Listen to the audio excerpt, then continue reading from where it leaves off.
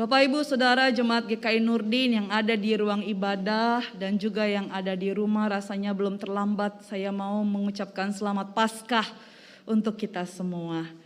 Hari ini kita boleh memasuki Minggu Paskah yang kedua. Dan pada hari ini kita akan bersama-sama merenungkan satu tema kebangkitan Kristus yang memulihkan. Saudara, ada seorang teman saya datang kepada saya lalu ia berkata dan bercerita. Dia bilang, "Nov, saya kalau mendengar ada orang yang saya kenal ya atau menyapa saya, hei gimana kabarmu? Wah, saya lihat kamu sekarang baik ya. Kalau saya lihat kamu yang zaman dulu itu, waduh, saya nggak nyangka kamu jadi begini. Saya sakit hati, saya terluka, saya marah, saya kecewa." Loh, saya bertanya, kenapa kamu marah, kamu sakit hati, kamu merasa terluka ketika ada orang yang menyapamu seperti itu dan ya beberapa kali mengingatkan kamu tentang kehidupan kamu atau kamu yang dulu gitu. Lalu dia bercerita saudara bahwa hidupnya dulu ketika masih remaja itu hidupnya sangat sulit ya. Bisa lulus sekolah aja itu udah puji Tuhan. Dia berjuang untuk membiayai kuliahnya dengan uangnya sendiri karena orang tuanya mengalami kesulitan keuangan, itu pun tidak lulus. Kenapa? Karena dia di PHK oleh perusahaannya, pabrik di mana ia pernah bekerja karena perusahaannya pilot. Lalu dia mencoba membangun usahanya dengan uang yang gajinya dia yang ia kumpul-kumpulin, membangun sebuah usaha kecil-kecilan. Ya, dia bercerita dia pernah punya usaha translate bahasa Indonesia ke bahasa Inggris gitu ya, jasa terjemahan begitu. Itu pun tidak jalan, itu pun modalnya habis sehingga dia tidak bisa menyelesaikan kuliah sampai pada akhirnya dia betul-betul menganggur, dia betul-betul mengandalkan orang yang dia kenal untuk dia dapat diundang ngobrol-ngobrol lalu dia bisa makan di situ. Jadi makan aja susah saudara. Ya pernah dia berharap dia terima undangan gitu ya dari teman-temannya atau dari orang-orang yang dituakan oleh dia untuk disuruh datang dan dia bisa menikmati makanan, dia menanti-nanti itu tidak ada dan dia lihat di dompetnya cuma ada 500 perak. Saudara, 500 perak gitu. Dia lapar, akhirnya dia cuma bisa beli satu gelas air mineral dan satu kue mungkin semacam kayak bakpia begitu untuk dia bisa makan siang. Ya. Lalu apa yang salah gitu? Toh kamu sekarang sudah baik, kamu punya mobil milik pribadi, rumah milik pribadi, kamu juga sudah punya keluarga, kamu punya suami dan anak-anak yang mengasihi, anak-anak yang manis dan lain sebagainya. Ya karena kondisi zaman dulu waktu dia terpuruk, dia tidak punya apa-apa, itu menyakitkan hatinya. Itu melukai dirinya. Dan dia merasa, dia mengingat kembali bahwa kondisi waktu dia terpuruk, orang-orang merendahkan dia. Orang-orang tidak menganggap dia. Hanya segelintir orang yang betul-betul dia anggap sebagai sahabat yang mau peduli, mau care sama dia. Seperti itu. Yang lain tidak ada. Ya. Dia merasa direndahkan. Dia pernah juga berjumpa dengan temannya, bahkan saudaranya sendiri. Dia katakan, kamu tuh gimana sih, udah orang tua susah, kamu bukannya kamu berjuang, memperbaiki kehidupan orang tua kamu dan lain sebagainya. Yang kedua, ketika dia punya ambisi untuk membahagiakan kedua orang tuanya, ya, ayahnya berpulang. Dan dia tidak bisa memberi apa-apa. Untuk memberi yang terbaik di kedukaan itu. Itu pada saat waktu ia mengalami kesusahan. Jadi dia sensitif sekali saudara. Dia sensitif. Ketika ada orang yang menyapa dia, "Hei, udah lama gak ketemu kamu. Wah, kamu berubah ya. Sekarang kayaknya lebih makmur, lebih sukses dan lain sebagainya." Dia sensitif. Dia gak mau orang menyapa dia dengan cara seperti itu. Ada luka yang dia alami. Ada rasa sakit hati yang dia jumpai ketika ia mengalami keterpurukan itu. Dan dia katakan, "Saya trauma." Ya, ketika ada orang yang menyapa saya demikian, saya tidak suka, saya benci sekali. Bahkan saya bisa benci orangnya, ekstrim ya saudara ya. Saya bisa benci orangnya yang menyapa saya demikian. Jadi maunya saya ya biasa-biasa aja nyapanya, gak usah lagi mengingat kembali kehidupan masa lalu. Nah saudara, setiap kita mungkin pernah mengalami berbagai trauma. Bahkan seorang beriman pun tetap rentan dengan trauma. Kalau dalam bacaan kita kali ini khususnya Injil Yohanes 20 ayat 19 sampai 31 saudara, kita menjumpai para murid Yesus yang mengalami peristiwa trauma saat menyaksikan kematian Yesus di kayu salib. Pada bacaan Injil tersebut, peristiwa kebangkitan Yesus disaksikan diawali dengan sebuah kisah ya yang di ayat ke-19. Ketika hari sudah malam pada hari pertama minggu itu, berkumpullah murid-murid Yesus di suatu tempat dengan pintu-pintu yang terkunci karena mereka takut kepada orang-orang Yahudi. Saudara, ungkapan ini menyatakan bahwa secara psikologis, secara mental para murid mengalami traumatis. Pintu-pintu yang terkunci dan takut dapat dikatakan sebuah gambaran dari goncangan batin yang hebat pasca penyaliban Yesus. Dan dalam ilmu psikologi, saudara, kondisi ini sering disebut dengan istilah post-traumatic stress disorder. Ya. Keadaan yang mampu membuat seseorang mengalami perubahan perasaan, perubahan pemahaman, dan juga perubahan perilaku. Dan trauma yang dialami oleh murid-murid membuat mereka melindungi diri secara berlebihan. Sebab efek dari trauma salah satunya adalah mengalami kecemasan, ya, muncul pikiran dan tindakan yang berlebihan. Apalagi saudara, para murid adalah orang-orang yang menyaksikan secara langsung bagaimana Yesus dianiaya, disalibkan, sampai wafat secara tragis. Dan kondisi post-traumatic ini semakin diperberat oleh kenyataan bahwa mereka adalah para murid yang notabene adalah orang-orang terdekat dari Yesus, yang bisa jadi masih diincar oleh para prajurit-prajurit Romawi, oleh orang-orang Yahudi yang lain, sehingga mereka berkumpul di suatu tempat dan mengunci pintu.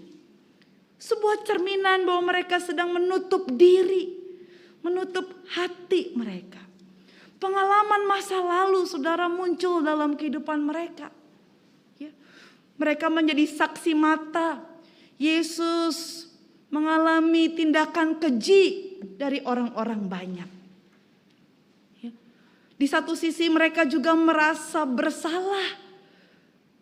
Kenapa mereka tidak menjadi orang yang membela Yesus pada saat itu. Mereka membiarkan Yesus berada pada peristiwa yang betul-betul sangat mengenaskan. Mereka hanya berani melihat, memandang, bahkan bersembunyi ya saudara. Karena mereka takut juga mengalami hal yang sama. Nah saudara-saudara, menjadi saksi mata langsung dari penyaliban Yesus membuat mereka merasa khawatir, cemas, gelisah. Dan kondisi ini dikelola oleh mereka dengan berlebihan. Mereka menutup diri. Mereka tidak mau ada orang yang menemukan mereka. Mereka tidak mau ada orang yang bisa melihat mereka. mengetahui di mana posisi mereka. Dan pada malam itu saudara, Yesus datang. Yesus berdiri di tengah-tengah para murid dan kedatangannya ini tidak biasa. Ia hadir tidak melalui pintu yang telah terkunci itu. Yesus hadir di tengah mereka dengan tubuh kebangkitan. Dan identitasnya saudara tampak dengan menunjukkan luka. Luka bekas paku di kaki dan tangan serta juga lambung yang terkoyak. Yesus menyapa mereka, damai sejahtera bagi kamu. Saudara, sebetulnya salam ini adalah salam yang wajar, yang lazim di kalangan orang Yahudi. Namun dalam konteks Injil Yohanes, salam ini punya arti yang sangat khusus. Ini adalah salam damai yang dijanjikan Tuhan Yesus dalam kata-kata perpisahan, dan itu ada di Yohanes 14 ayat 27. Damai sejahtera ku tinggalkan bagimu, damai sejahteraku kuberikan kepadamu, dan apa yang kuberikan tidak seperti yang diberikan oleh dunia kepadamu. Janganlah gelisah dan gentar hatimu. Dan apa yang terjadi saudara ketika Yesus hadir di tengah-tengah para murid? Yesus mengucapkan salam, Yesus menampakkan luka-lukanya. Ya. Terjadi perubahan yang dahsyat di tengah-tengah para murid yang mengalami trauma, yang mengalami ketakutan, kegelisahan, kecemasan yang sangat besar. Mereka yang tadinya khawatir, tertutup, merasa sendiri, ketika mengalami perjumpaan dengan Kristus, mereka merasakan damai sejahtera dan mereka mengalami keselamatan yang real atau nyata. Perjumpaan itu mengubah batin, mengubah suasana hati yang semula sedih sendu menjadi sukacita dan semangat. Sekaligus meneguhkan iman mereka. Mereka percaya, saudara. Bahkan disaksikan Thomas, salah satu murid Yesus, telah lebih dulu menunjukkan sikap yang kritis juga rasional. Pada ayat yang ke-25 Thomas menyatakan, sebelum dia melihat bekas paku pada tangan Yesus, dan sebelum dia mencucukkan jari dan tangannya ke bekas paku dan lambung Yesus, dia sekali-kali tidak akan percaya. Thomas katakan itu. Sikap Thomas ini mencerminkan kepribadiannya yang rasional dan faktual. Namun saudara, perhatikan, Yesus melakukan lebih apa yang diminta oleh Thomas, bukan? Thomas cuma meminta sebelum aku melihat. Dia cuma minta melihat. Tapi Yesus memberikan lebih. Yesus meminta Thomas apa? Bukan cuma melihat. Yesus meminta Thomas untuk memegang, menyentuh bekas paku pada tangannya, mencucukkan lambung. Ya. Jadi apa yang diharapkan oleh Thomas diberikan lebih oleh Yesus. Dan dengan demikian para murid sungguh-sungguh melihat langsung kehadiran Yesus yang bangkit dan dapat disentuh secara fisik. Nah saudara, para murid mengalami pemulihan. Dan pemulihan itu diprakarsai oleh Yesus sendiri. Bukan dengan cara magic atau dunia tipu-tipu, bukan saudara. Yesus memahami luka trauma yang dialami oleh murid-muridnya, yaitu menjadikan mereka saksi mata dari kematian Yesus yang tragis. Dan jalan pemulihan yang Yesus tunjukkan ialah hadir dengan memperlihatkan luka-lukanya sendiri yang masih menganga. Yesus mengerti luka trauma para murid. Dan kini Yesus memulihkan dengan luka itu. Dan ketika para murid kembali menjadi saksi mata langsung dari kebangkitan Yesus, mereka betul-betul mengalami pemulihan. Apa pemulihannya? Pemulihannya itu bisa kita lihat Di dalam kesaksian Kisah Para Rasul 5 ayat 27 sampai 32. Di mana di situ para murid Yesus pasca kematiannya memberikan kesaksian di depan para mahkamah agama Yahudi. Ketika mereka ditegur karena masih saja melakukan pemberitaan Injil dalam nama Yesus. Petrus mewakili para rasul lainnya dengan tegas menyatakan bahwa para rasul harus lebih taat kepada Allah daripada kepada manusia. Meskipun para rasul ini akhirnya mengalami siksaan, penganiayaan, namun mereka tidak gentar, saudara. Mereka tidak melarikan diri dari ancaman. Mereka tidak trauma. Sebaliknya mereka gembira.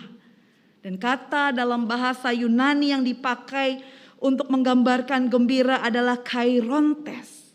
Kairontes yang secara harafiah memiliki arti sukacita, tentram, senang. Ya, para murid, para rasul mengalami kairontes. Gembira yang lahir dari hati, dari batin. Ini saya mau gambarkan seperti calon ibu ya saudara. Yang sedang berjuang dalam penderitaan sakit, cemas, takut, deg-degan tatkala mereka melahirkan baik secara normal maupun sesar. Rasa sakit itu tidak lagi ia rasakan ketika ia melihat sang bayi hadir di dekatnya. Suasana hati sang ibu itu tentu dipenuhi dengan kairontes, gembira, sukacita yang lahir dari batinnya, yang lahir dari hatinya. Dan kairontes ini juga dialami oleh para murid ya, yang sesungguhnya bersumber pada perjumpaan mereka dengan Yesus saat mereka mengalami ketakutan dan trauma. Saat mereka menutup semua pintu-pintu dan menguncinya karena mereka mengalami ketakutan itu. Saudara yang dikasihi oleh Tuhan Yesus Kristus, kalau tadi saya katakan setiap orang mungkin pernah mengalami berbagai trauma, ya. Termasuk orang-orang yang beriman juga tidak lepas dari trauma, pengalaman masa lalu, akar pahit, luka batin dan lain sebagainya. Saudara, saya mau mengajak saudara mengingat kembali pengalaman saudara. Adakah di antara saudara yang pernah punya pengalaman menonton atraksi gajah di sirkus? Ya, kalau misalkan belum pernah punya pengalaman mungkin bisa search di YouTube ya saudara. Ya.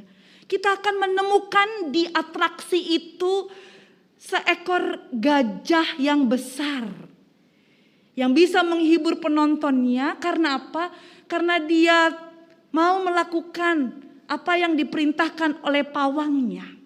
Dan kita akan takjub, kita akan gembira, kita akan senang. Oh, gajah itu pinter ya, gajah itu jenius ya, gajah itu cerdik ya, hebat ya.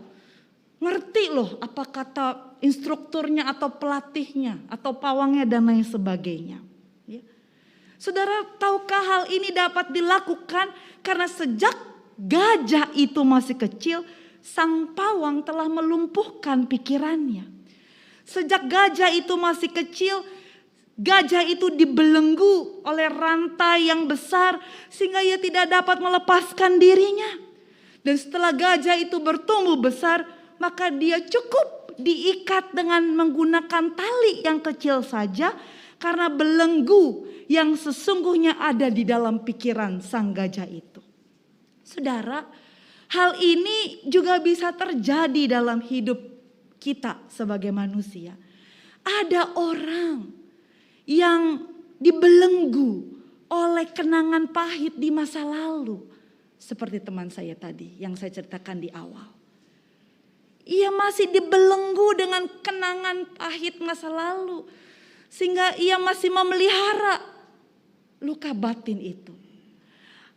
Ada trauma-trauma yang pernah dialami oleh seseorang.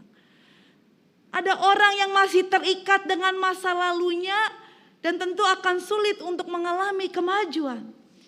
Inilah yang biasanya disebut dengan learned helplessness, ketidakberdayaan yang dipelajari.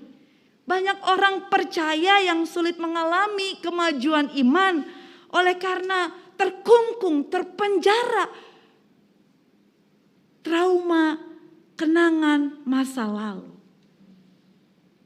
Apakah karena pernah diperlakukan dengan buruk semasa kecil, atau karena kegagalan dalam bisnis, pekerjaan, mengalami pelecehan atau bullying, atau dosa-dosa masa lalu yang masih menyisakan rasa bersalah. Segala trauma di masa lalu adalah kepercayaan yang palsu yang sebenarnya sedang ditanamkan oleh kuasa jahat di dalam pikiran kita. Bapak Ibu Saudara, ketika para murid mengalami goncangan batin, mungkin kita pernah mengalami goncangan batin dalam kehidupan kita. 2 tahun pandemi, banyak orang yang mengalami goncangan batin, saudara. Gara-gara pandemi, ia dipecat. Usahanya gulung tikar, bangkrut. Satu persatu keluarganya, sahabatnya, temannya, rekan sepelayanannya di gereja dipanggil Tuhan. Belum lagi terkungkung dalam ruang yang terbatas di rumahnya. Banyak orang yang mengalami goncangan batin, saudara-saudara. Banyak orang yang mengalami akar pahit, luka batin dalam masa pandemi ini.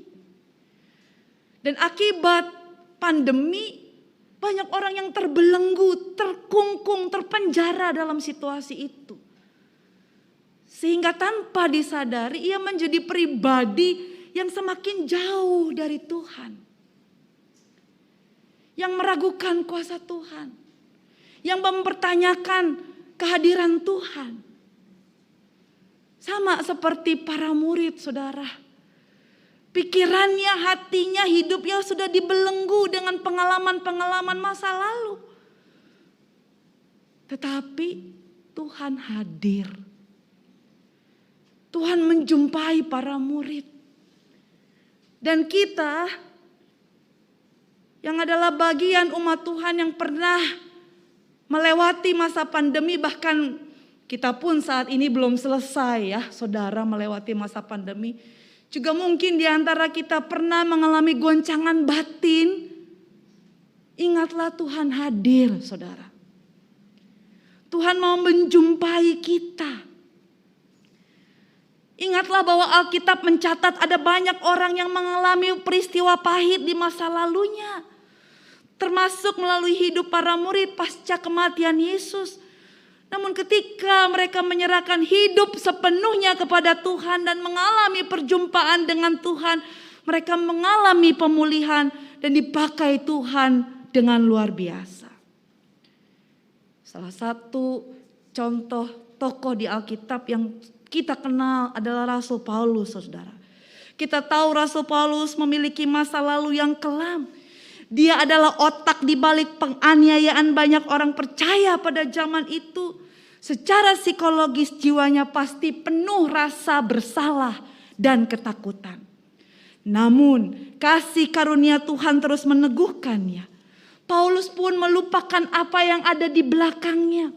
Dengan kata lain, ia tidak terpaku dengan dosa masa lalu, dengan pengalaman dan kenangan masa lalu, dengan akar pahit yang pernah ia alami, sehingga dia boleh mengalami pertumbuhan iman. Ia tidak terpaku pada hal-hal itu. Sebaliknya ia mengarahkan dirinya ke masa depan dengan berpedoman pada firman Tuhan. Dan bila hari ini saudara, firman Tuhan yang sama juga berbicara kepada kita. Kristus yang bangkit itu memulihkan. Ia hadir. Ia menjumpai para murid. Dan ia menjumpai Bapak Ibu serta saudara dalam kehidupan kita. Ia menjumpai setiap kita yang mungkin masih dibelenggu, dipenjara oleh masa lalu. Responilah firman Tuhan ini. Percayalah, Tuhan yang bangkit itu sanggup memulihkan. Dia mau kita keluar dari trauma masa lalu, bangkit kembali, dan meraih kemajuan iman bersama dengan Dia. Saudara, ingatlah, Tuhan Yesus mengerti luka setiap kita. Ia sangat paham karena Ia sendiri telah mengalami luka yang jauh lebih dahsyat daripada luka-luka, kenangan-kenangan pahit dari apa yang kita miliki. Oleh sebab itu, jangan biarkan hati kita terus terkunci dan tertutup. Bukalah dan perlihatkanlah pada Yesus. Biarlah Dia yang menjamah dan memulihkan hidup kita. Amin.